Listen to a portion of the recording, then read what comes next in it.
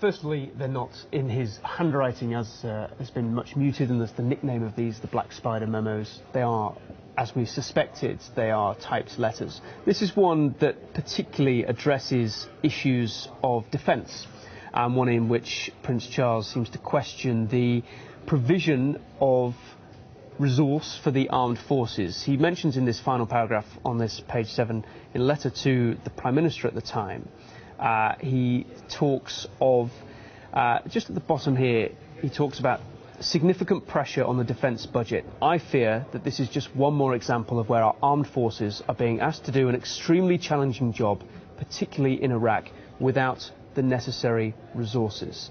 Now that, I'm sure, will be seen certainly as expressing a viewpoint and perhaps certainly raising concerns that Prince Charles clearly has privately. And it is something that, in the context of him talking about provision of Lynx aircraft and then raising that wider point about defence budgets. And this is an exchange with Tony Blair, the then Prime Minister.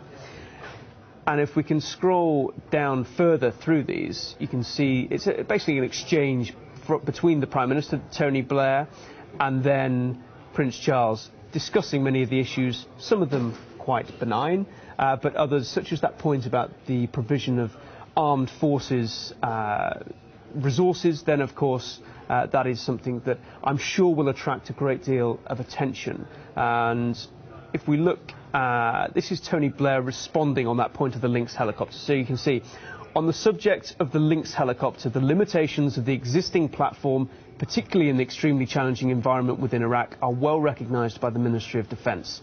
Nevertheless, we do have 4 Lynx Mk9 helicopters from 1 Regiment Army Corps deployed alongside Chinook and Puma with the Joint Helicopter Force Iraq. And as necessary, we do seek to improve the surveillance capabilities available to our deployed forces through the urgent operational requirement process. So this is an insight into the workings of the heir to the throne, discussing with the then Prime Minister Tony Blair the provision of defence resources, particularly as we see there in relation to helicopters and various bits of kit and overall budget constraints, which clearly, as we saw in that earlier letter in this exchange between Tony Blair and Prince Charles, was a matter of concern for the heir to the throne. Of course, this will raise many issues as to what that says about the perceived or supposed neutrality on political issues. And of course, we will perhaps understand and view Prince Charles in a slightly different way, having seen the insights that are emerging through these letters that are being published this afternoon.